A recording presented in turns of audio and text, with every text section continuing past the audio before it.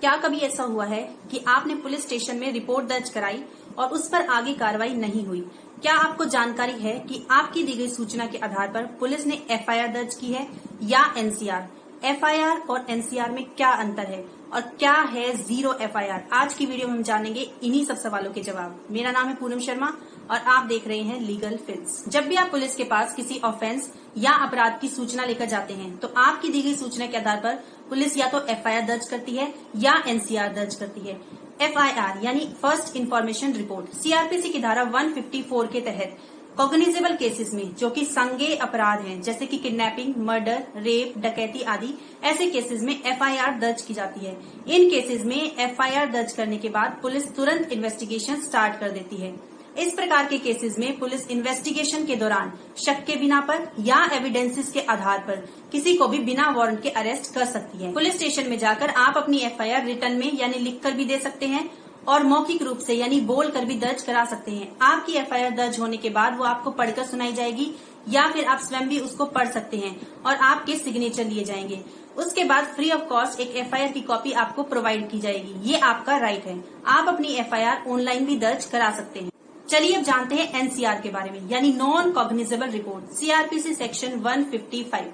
इसको कुछ एग्जाम्पल से समझते हैं। सपोज आप मार्केट में गए हैं, आपका मोबाइल गुम हो गया, कोई कीमती वस्तु गुम हो गई, एक व्यक्ति ने दूसरे व्यक्ति को अपशब्द बोल दिए, तो ऐसे केसेस में जो कि नॉन कॉग्निजेबल केसेस हैं यानी असंज्ञेय अपराध हैं, इन केसेस में पुलिस एनसीआर दर्ज करती है।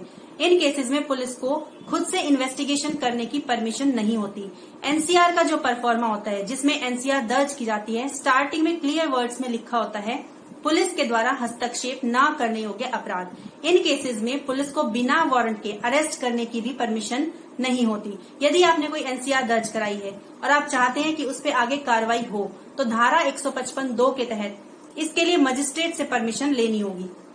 यदि मजिस्ट्रेट को लगता है कि इसमें आगे कार्रवाई होनी चाहिए तो मजिस्ट्रेट इसके आदेश दे देते हैं और उसके बाद इन केसेस में ठीक वैसे ही कार्रवाई आगे बढ़ती है जैसे कि कॉग्निजेबल केसेस में। चलिए अब जानते हैं जीरो एफआईआर क्या है। सीआरपीसी, आईपीसी या किसी भी एक्ट में जीरो एफआईआर का कोई प्रोविजन नहीं है, लेकिन दिसंबर 2012 निर्भया केस के बाद जस्टिस वर्मा की कमेटी की रिपोर्ट के मुताबिक होम मिनिस्ट्री ने 10 मई 2013 को सभी स्टेट्स और यूनियन टेरिटरीज में एक एडवाइजरी जारी की, जिसके अकॉर्डिंग सभी पुलिस वालों को ये हिदायत दी गई कि यदि कोई भी सूचनाकर्ता या इन्फॉर्मेंट किसी कॉग्निजेबल ऑफेंस यानी संगीन अपराध की सूचना लेकर किसी पुलिस स्टेशन में आता है तो एफआईआर लिखनी ही पड़ेगी।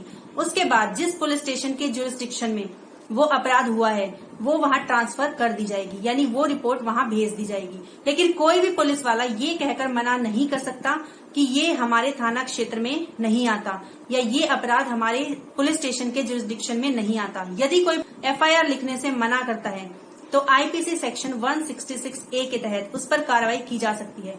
ऐसे में डिपार्टमेंटल कार्रवाई भी की जा सकती है या फिर दोनों भी किए जा सकते हैं।